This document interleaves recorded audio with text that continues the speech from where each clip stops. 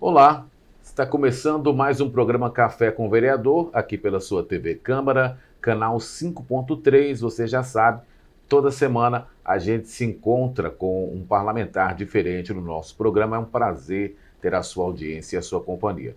Lembrando que o programa Café com o Vereador também está disponível no nosso canal do YouTube, para você assistir todas as entrevistas que foram feitas até agora.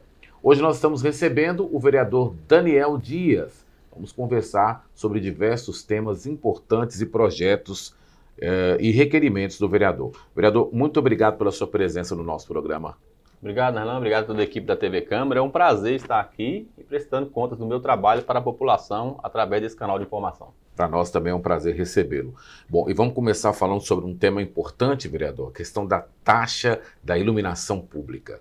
Isto é um tema que eu trago aqui, que é uma questão de justiça tributária. A gente vê que as pessoas elas têm pago um valor considerável da taxa de iluminação pública e esse valor tem sobrado nos cofres da prefeitura. O que eu tenho feito com o prefeito Guilherme Guimarães e anteriormente com o prefeito Humberto Souto? É falando com eles da necessidade de adequar a cobrança com o valor de fato dos serviços. Para se ter uma ideia, a prefeitura tem em caixa quase 70 milhões de reais guardados, né, dessa taxa de iluminação pública, sendo que a gente gasta por ano em torno de 25 a 30 milhões de reais com a manutenção desse serviço. Ou seja, todo mundo que tem uma ligação da CEMIG lá na sua casa, você paga uma taxa que varia o valor de cidadão para cidadão, consumidor para consumidor. Quem consome até 50 kWh paga um valor, quem consome até 80 paga outro valor, quem consome até 100 outro valor, quem consome até 200 outro valor e de 300 acima outro valor. Um valor em torno, no máximo, de R$45. Não é em si o valor da cobrança, porque algumas pessoas podem achar que é pouco. Mas no país que a gente paga tanto imposto, é necessário a gente rever isso. E nesse caso, qual que é a minha cobrança? É para que faça a adequação. E se for necessário, inclusive, suspenda por um ano, por 6 meses, essa cobrança, para que a gente utilize os recursos já em caixa, né, primeiro, para ampliar a rede de iluminação pública, melhorar a rede do município, que é para isso que a gente paga essa taxa de iluminação pública, né, e após fazer isso, a gente poder dar um desconto para os consumidores para poder promover a justiça tributária. Não dá para a gente poder pagar um valor a mais, vamos dizer assim, do que o necessário para custear o serviço. Eu ainda vou continuar encampando essa luta aqui na Câmara. E cobrando também a melhoria nos serviços. Nós temos que colocar postes, temos que melhorar a iluminação, locais que ainda não tem, né, locais que precisam ampliar, alguns distritos rurais que não têm iluminação em todas as ruas, e mesmo aqui dentro da cidade de Montes Claros. Eu fui agora no Vila Atlântida, por exemplo, em 3 ruas que eu visitei, as 3 ruas do Vila Atlântida sem iluminação adequada. Além de cobrar uma redução dessa taxa e o uso mais eficiente desse valor, eu também cobro para que a gente possa ter que esses recursos possam ser utilizados, não está havendo uso inadequado, mas está tendo ineficiência nos gastos desse recurso, é o que eu estou cobrando aqui durante o meu mandato no passado, e esse mandato agora também vai continuar nessas cobranças. Inclusive termina sendo uma preocupação com relação à própria segurança pública, não é mesmo, vereador? Nesse aspecto do vandalismo, por exemplo, nós temos alguns postes que sofrem ali uma depredação e precisam ser as lâmpadas serem trocadas, né? Eu, por exemplo, recebo reclamações das pessoas, né, que dizem que o serviço poderia ser um pouco mais rápido, né? As pessoas elas têm tido essa dificuldade. Isso, na questão nossa da manutenção, nós temos as UBS que ela faz a manutenção. Tem um telefone que você pode ligar, fazer. Aqueles que tiverem dificuldades podem entrar em contato com o nosso gabinete também, a gente está bem preparado para poder ajudar a resolver esses problemas. Mas, por exemplo, tem locais na cidade de Montes Claros que o poste ele é muito distante um do outro. Então, dá uma penumbra no meio, porque você tem que ter no máximo de 30 a 40 metros de distância de um poste para o outro. Porém, alguns bairros antigos, ou bairros que o empreendedor fez o bairro para economizar dinheiro, colocou os postes a 50 metros, a 60 metros. Então, as luminárias de um não conseguem iluminar de forma que aquele meio ali fique bem iluminado. Então, tem essa necessidade de revisão desses pontos também, né? E a questão minha, a principal cobrança é sobre a extensão de rede. Sobre a troca de lâmpada, a gente recebe aí poucas reclamações. A manutenção está sendo feita. Agora, a nossa questão é a ampliação, né, e a instalação de novos postes e a instalação de novos braços de iluminação pública, principalmente nas ruas dos bairros da periferia, que é onde eu recebo muitas demandas. Por exemplo, bairro Santa Amaro, Olga Benário, Vila Atlântida, né, esses bairros assim mais antigos, né, Nossa Senhora das Graças, Santa Rafaela, o que eu tenho recebido mais cobranças. Então é necessário que a gente possa ser mais eficiente, porque para arrecadar nós estamos sendo muito eficientes. Né? Todo mês, se você não pagar a taxa de iluminação pública, corta a sua luz, né? O que não deveria ocorrer, porque ela vem acoplada à luz da energia da CEMIG, né? Então não são taxas separadas. Se você não paga, você não tem o direito, Narlan, por exemplo, de chegar lá e falar assim, olha, esse mês eu quero pagar só o que eu consumi na minha casa. Eu não quero pagar o que eu consumi na rua, que é a taxa de iluminação pública. Não vem 2 códigos de barra, vem apenas um. Então, para poder arrecadar, aí nós estamos sendo muito eficientes. Nós temos que ser eficientes também agora no gasto desse valor e na aferição do valor real, para a gente poder, se for o caso, e o prefeito assim entender, mandar para a Câmara, que eu já aprovei para esse orçamento a autorização, foi a emenda minha do ano passado, a autorização para revisão. E o prefeito Humberto Souto sancionou.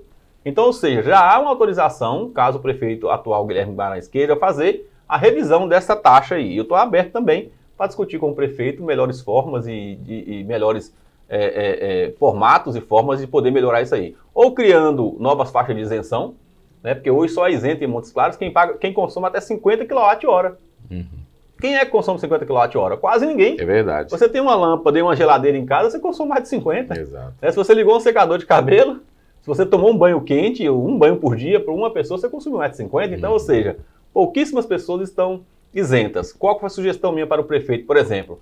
Que pegue o modelo da CEMIG. A CEMIG tem a isenção para quem é beneficiário de Bolsa Família ou programas sociais. Uhum. Então você aumenta a isenção. Ou seja, quem não pode pagar, paga menos. E quem pode pagar mais, paga mais. Né? Hoje, por exemplo, qualquer bairro, vamos pensar os bairros nobres da cidade de Montes Claros, qualquer outro bairro aqui paga no máximo R$45. Uhum. Né? E mais lá no Maracanã também, onde é que eu moro, Alterosa e tudo, pelo meu consumo eu também pago R$50. Uhum. Mas o meu vizinho também, que tem uma renda bem menor que a minha, né, ele também paga R$45. Então, ou seja, nós estamos tendo uma injustiça tributária na isenção, né, e também uma ineficiência na execução desse valor. Então, eu estou disposto a discutir isso aí com a prefeitura e beneficiar sempre o consumidor, que é para isso que nós estamos aqui nessa casa. Muito bem. Bom, agora vamos falar de um outro assunto aqui. O senhor é presidente da Comissão de Educação e vamos falar um pouquinho da questão das 30 horas de educação. Sim, como presidente da Comissão de Educação, eu trago as pautas aqui para melhorar a qualidade de ensino. E eu sempre digo que melhorar a qualidade de ensino, nós temos que pensar num pilar fundamental que é o servidor. Não adianta, e eu estou elogiando a prefeitura pela construção dos prédios, pela reforma das escolas, né, pela aquisição de novos equipamentos e tal, isso é muito importante. Isso aí eu vou elogiar e cobrar que seja feito mais.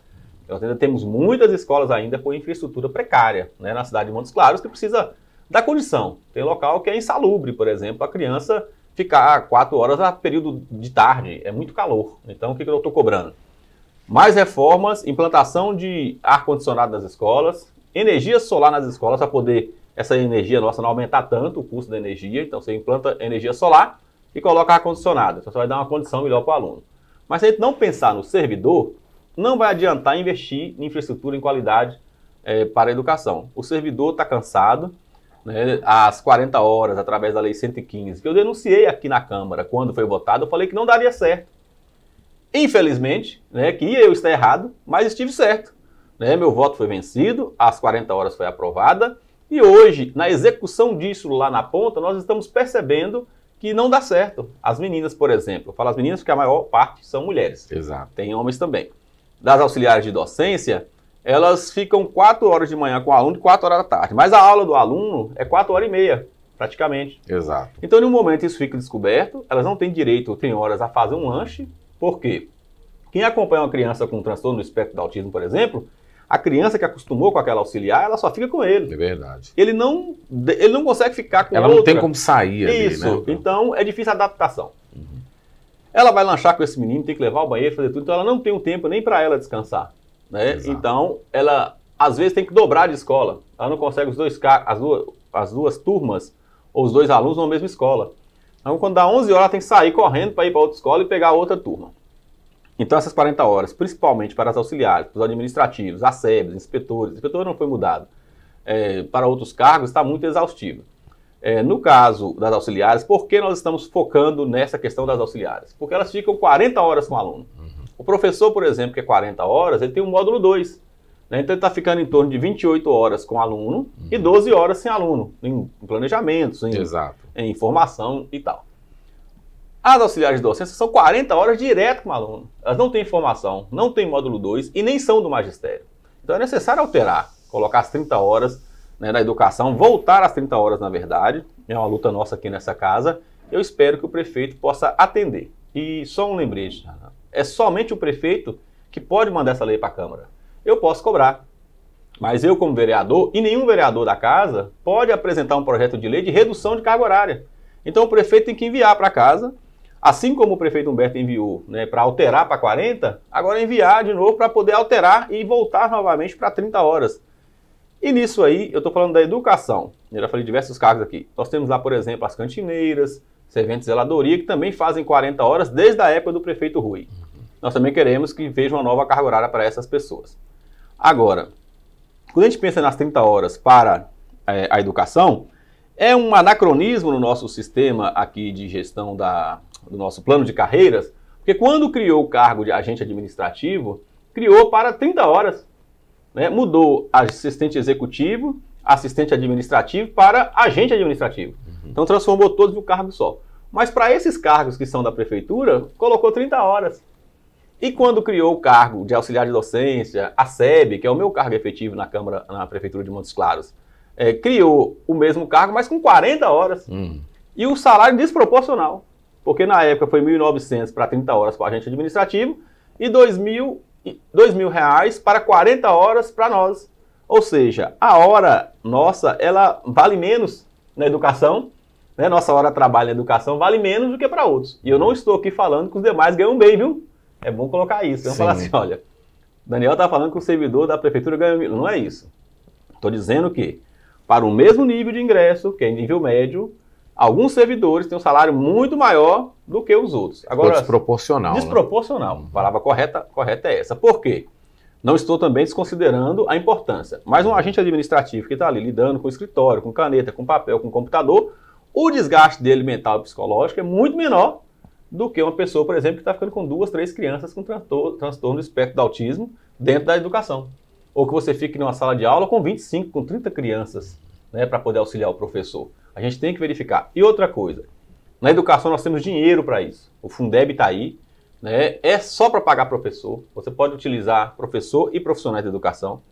Todo esse recurso para pagar, e eu estou fazendo isso. E agora eu estou ampliando também que as 30 horas não deve ser só para a educação. A prefeita Margarida Salomão, lá de Juiz de Fora, ela fez uma coisa inédita no país. A própria prefeita reduziu a carga horária de todos os servidores da prefeitura de Juiz de Fora para 30 horas e foi exemplo nacional. O que ela fez? Os cargos de chefia, quem ganha mais, né, o pessoal que já está um pouco melhor, não teve alteração. Mas para todos os cargos abaixo, ela implementou 30 horas para todos os servidores. Queria que o prefeito Guilherme Guimarães, né, sensível da forma que ele é, pudesse copiar as coisas boas também para valorizar o servidor público da cidade de Montes Claros. Bom, faltando um pouco mais de 2 minutos para a gente encerrar esse bloco, a questão do reajuste dos servidores entra também nessa questão das 30 horas de educação? Com certeza. O que eu cobro aqui é que a gente possa valorizar cada vez mais o servidor. Nós temos servidor que não recebe insalubridade, nós temos servidores que não recebem nenhum tipo de gratificação, nós temos servidores que ainda está só com salário mínimo. O prefeito Guilherme Guimarães mandou para a Câmara, vai mandar ainda o projeto de lei para reajustar em 5,5 para todo mundo. Eu elogio. Porque, por exemplo, o governo Zema não mandou nada. O governo Zema é zero. Né? Zero reajuste. Então, é 5,5. Então, pode reclamar. Mas é lógico que a gente queria um percentual maior. Né? E agora, dentro da nova gestão do Guilherme Guimarães, eu quero cobrar dele que nós temos aí um índice de folha de em torno de 39%, 40%, 42%. Nós podemos chegar até 54% de gasto com o pessoal. Cada ponto percentual que ele melhorar para o servidor é mais qualidade de serviço, o servidor é mais satisfeito, é uma melhor prestação de serviço para a população. Então eu vou continuar também cobrando que os índices de reajuste sejam maiores e que corrija as distorções, por exemplo, da cantineira, que tem apenas um salário mínimo na educação. Dos serviços gerais do Gari, que o salário base deles é um salário mínimo. né, ele ganha um pouquinho a mais? Ganha. Mas se ele tirar licença, se ele afastar, se ele tirar férias, ele só ganha um salário mínimo. Né? E são as pessoas que carregam a prefeitura nas costas. Né? Então é importante valorizar cada vez mais o servidor público da Prefeitura de Montes Claros. Muito bem. Nós vamos continuar falando sobre esse assunto, esse e outros temas. A gente vai para um breve intervalo. Daqui a pouquinho nós retornamos aqui no nosso Café com o Vereador, hoje com o vereador Daniel Dias. Fique ligado.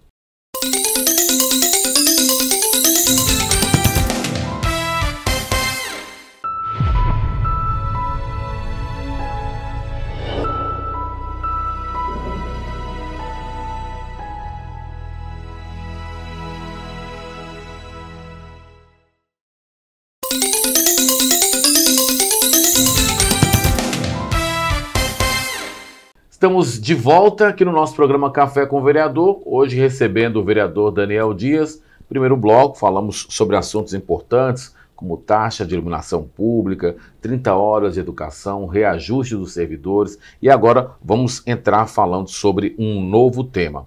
Vereador, o senhor foi proponente de uma audiência pública fundamental para discutir e fortalecer a luta pelos direitos das pessoas com transtorno do espectro do autismo, né? Eu falei correto, né? Do autismo, correto. Né? Que pontos importantes foram destacados nessa audiência, né? E como é que o senhor analisa essa luta? Essa luta da inclusão já é uma pauta do meu mandato desde o primeiro mandato, né? Então eu sempre optei por estar aqui na educação, que é meu ponto principal aqui, apesar de atender outras demandas também, né? E quero atender outras demandas, mas esse ponto da inclusão é muito importante. Então, a propositura, né, dessa audiência do nosso amigo Eduardo Preto é também integrante da Comissão de Educação, e eu fui o subscritor. Por que é importante a gente fazer isso? Porque nós não temos uma política coordenada na Prefeitura de Montes Claros, né, nem no país assim, ainda, de inclusão, né, e de diagnóstico e de acompanhamento para crianças, falando crianças, mas tem adultos também, vamos pensar nas crianças com transtorno do espectro do autismo. Então você tem o nível 1, nível 2, nível 3 de suporte, né, e a maior dificuldade que eles têm primeiro, reconhecer. Né? Tem pais que, primeiramente, às vezes tem um preconceito, mas aqueles que vai e tenta reconhecer o transtorno, tem dificuldade no diagnóstico. A Prefeitura, ela ainda não tem uma infraestrutura seja de saúde ou mesmo na educação ainda, que consegue suportar, né, esse diagnóstico e o acompanhamento dessas crianças. Na educação, nós temos o que a gente chama de sala de recurso, né, dividido aqui, então a educação ainda tem uma estrutura melhor do que da saúde, por exemplo. Mas quando você chega na saúde, você não tem uma condição de atendimento, de diagnóstico, de acompanhamento dessa criança. Por exemplo, eles colocam um psicólogo como uma consulta especializada. E essa criança e a família, ela precisa de um acompanhamento, mas você não consegue. Você coloca por exemplo, um médico, né, que é especialista nessa área, como um psiquiatra que atende crianças, que pode ajudar nesse diagnóstico, ou o psicopedagogo, em número ainda inferior para poder atender. Então, qual que é a nossa demanda? Aqui que você cria uma política pública na Prefeitura de Montes Claros, né, dentro do SUS, dentro da educação, e que ela seja coordenada. Por exemplo, na educação nós temos 1.400 auxiliares de docência que fica tanto na sala de aula quanto atendendo pessoas, crianças com alguma deficiência, né, e entra o transtorno do espectro do autismo. Mas aí, você consegue ter esse atendimento. Mas quando precisa de um atendimento especializado na saúde, esse atendimento trava. Então acaba ficando com a dificuldade do acompanhamento. Né? Então a criança, principalmente essas de suporte 3, nível 3 de suporte, tem muita dificuldade para os atendimentos especializados. Porque ele tem um atendimento na atenção básica, mas você não tem uma política coordenada no município. Né? Você não sabe, por exemplo, quantos são, onde é que estão, a não ser na educação. Mas na educação nós sabemos da educação municipal. Você tem a educação de nível estadual, você tem a educação particular, né, que o pai que opta e tem condição de pagar, ele leva o filho para a educação particular, e tem uma de nível federal também, que aí já é só ensino médio. Mas se você pensar bem, nós não temos uma política coordenada em Montes Claros ainda, né, para poder atender todas essas pessoas que têm o transtorno do espectro do autismo. Bom, tem algumas coisas, né? Por exemplo, a questão do projeto de lei da regulamentação do uso do cordão de girassol. Por que o senhor viu essa necessidade? É por isso mesmo que eu disse anteriormente. Nós temos uma lei federal que regulamenta sobre a questão das deficiências ocultas. Né? Porque a pessoa que é deficiente físico, você percebe logo. Né? Você vê ali a pessoa que às vezes tem um braço, uma perna, um problema, você já consegue identificar. Então você já vê que aquela pessoa tem uma deficiência. Mas as deficiências ocultas, você não consegue. A pessoa sofre duplo problema, né? Duplo preconceito, vamos dizer assim. Além do preconceito, ele não tem os direitos dele garantidos. Né? O que é que ocorre? Esse é o nosso projeto de lei para regulamentar no município e criar um cadastro. Eu preciso saber quantos são pessoas com transtorno do espectro do autismo, quantas são as pessoas com fibromialgia, quantas são as pessoas que têm outra deficiência oculta que ela sofre, mas que não é visível. Né? Vamos pensar, por exemplo, alguém que tem a visão monocular. Né? Se ela foi lá e fez uma cirurgia, colocou o olho de vidro, ou mesmo que não precisa ter a prótese, né? Você não consegue identificá-la. Né? Ou mesmo uma audição monocular, né? Ou alguma deficiência que seja interna. Vamos pegar como exemplo a fibromialgia. Né? Você não olha para a mulher que tem a fibromialgia e vê que ela é deficiente, que ela tem um problema. Então, no ônibus você não vai se levantar para ela poder ter um assento. Né? Você não vai chegar no supermercado e deixar que ela passe na fila. Né? Ou você está na fila e vê a pessoa andando ali normalmente, com uma mãe, por exemplo, que está acompanhando um filho com transtorno do espectro do autismo, que ele não consegue ficar parado, né? Mas ele também não consegue ficar longe da mãe. Então você está na fila com 10 pessoas na sua frente, você vê a mãe passando com a criança e você começa a brigar com ela, né? Achando que você está no nível mínimo de direito. O que a minha lei propõe? Você possa fazer esse cadastro, a prefeitura conceda esse cordão de girassol para ela de uma forma gratuita e conceda também uma carteira de identificação. Porque também para que isso? Para evitar fraude. Né? Porque tem pessoas que estão comprando cordão de girassol na internet, né, que é barato, ele consegue comprar lá, e utiliza. Né, assim, e nem são portadores de nada. E não são portadores de nenhuma deficiência. Então quem é que atesta que aquela pessoa tem uma deficiência ou não? Exato. Né? Então esse meu projeto de lei e o meu requerimento também é que a prefeitura possa cadastrar. Porque a partir do momento que você cadastra, você sabe quantos são, onde estão, quem são, idade, faixa etária, para você promover políticas públicas direcionadas. Né? Como é que eu vou comprar medicamentos, por exemplo, se eu não sei quantas pessoas são? Né? Se eu não sei quantos que têm com fibromialgia? Então nós temos que fazer isso aqui para poder melhorar o atendimento da política pública. Então se a prefeitura cadastra, se ela concede uma carteirinha que é validada, né, com QR Code, alguma coisa, para a pessoa com uma deficiência oculta, ela vai estar assegurada dos seus direitos. Né? E nós temos que reconhecer também o transtorno do espectro do autismo como uma deficiência, porque em alguns locais ainda não é entendido. Como é um transtorno, né, de nível de suporte diferente, muitas pessoas não entendem como uma deficiência. É necessário reconhecer isso na lei, não só para conseguir os benefícios do INSS, né, que é a aposentadoria, essas coisas, BPC, mas também para garantir os direitos da pessoa com deficiência no ônibus, no supermercado, na prioridade no atendimento, nos espaços que essas pessoas chegarem com o crachá e com o cartão. Inclusive a proposta do abafador também é nesse sentido, né? Com certeza. O abafador, eu fiz um pedido aqui, que é para a educação, que a criança com transtorno do espectro do autismo que está na educação, que ele tem aversão a ruídos, né? Uma sala de aula, por exemplo, com 25 crianças, se elas estiverem conversando, o ruído é muito alto. Né? Se você tiver no recreio, se você tiver um problema na escola, na hora que bate aquele sinal, né? Nós temos que mudar aquele sinal também, parece uma sirene de polícia, né? Assim, desde quando eu estudei, você estudou, nós estudamos a mesma sirene, né? Então, a criança com transtorno, que ela tem aversão a ruídos, ela fica muito, assim, ela desajusta, né? Então, se você conseguir conceder para ele, parece que é barato, mas tem pai e mãe que não tem R$150 para comprar. Né? Então, é difícil, tem muita coisa muito difícil, tem que atuar nas desigualdades. E se a prefeitura atender o meu pedido, vai ser muito importante. Não é muito caro para a prefeitura, não. A gente tem muito dinheiro na prefeitura. Isso aí dá para poder comprar com tranquilidade. Bom, Daniel, veja bem, tem um outro detalhe importante que eu gostaria de abordar com o senhor, a questão que foi muito debatida, inclusive, nas reuniões aqui da Câmara, é a questão da inserção dos psicólogos e assistentes sociais na rede de ensino, né? Como é que o senhor vem trabalhando em prol dessa classe? Olha, a inserção de psicólogo e assistente social foi uma luta do meu mandato desde o segundo mandato. Nós começamos no primeiro e conseguimos uma vitória no segundo. O prefeito Humberto Souto me surpreendeu, para te falar a verdade. Ele que tinha uma posição mais de centro-direita, eu da posição de esquerda, tínhamos muita divergência. Mas nesse ponto nós tivemos uma convergência, era necessário. e ele promoveu a inserção do maior número de psicólogos de assistente social do Brasil na educação. Era como se tivesse um por turno em cada escola. Depois viu que teve a necessidade de adequar e foi adequando e abaixando. Chegamos no nível de 80 profissionais de cada um contratado na educação. O trabalho desses profissionais foram extraordinários. Ocorre que agora, com a gestão do prefeito Guilherme Guimarães, ele falou que vai contratar apenas 20 profissionais. E agora contratou somente 12. O que você vai ter que fazer? Um profissional para atender 15 escolas.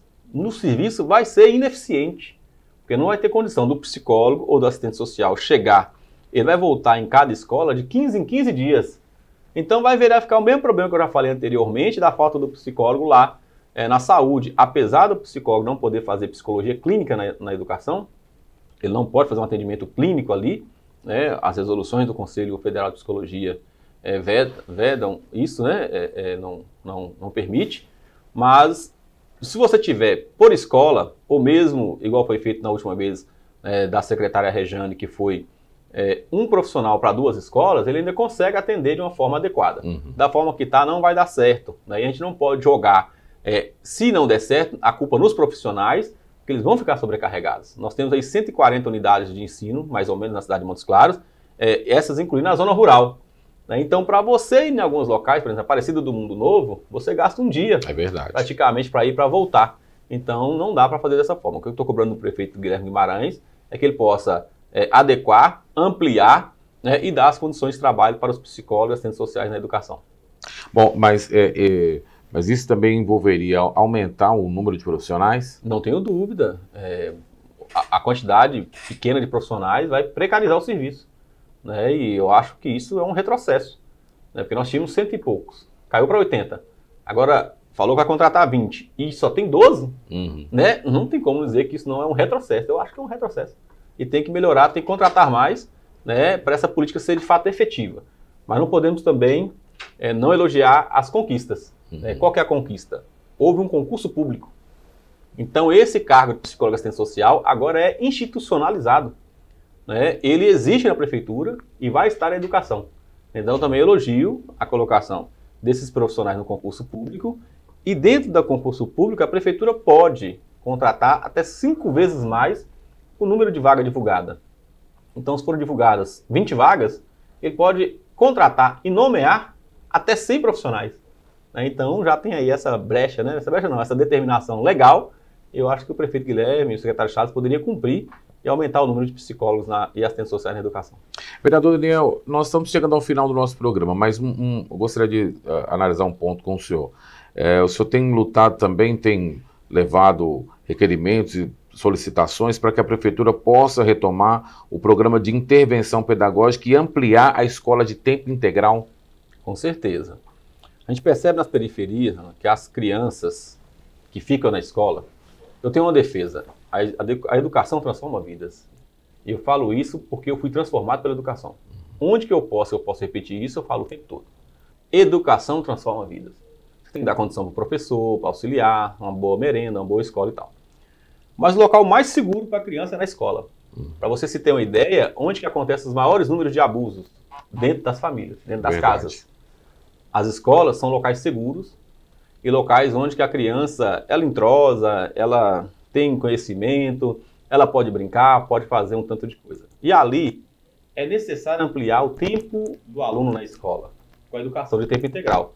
Nós tivemos, mais uma vez, nos anos do prefeito Humberto após a pandemia, todos os anos nós tivemos ou educação de tempo integral ou projeto de intervenção pedagógica. Porque o impacto da pandemia na educação foi gigantesco. Ainda não recuperamos os níveis pré-pandemia da Covid-19. É necessário continuar tendo uma intervenção pedagógica direcionada. E para isso, a gente teria que contratar mais profissionais. Né? Usar os recursos do Fundeb para contratar mais professores, mais psicopedagogos, né? Mais profissionais de educação, supervisores, para poder fazer intervenção pedagógica. E naquelas escolas que já têm estrutura suficiente, ampliar o turno para a educação integral.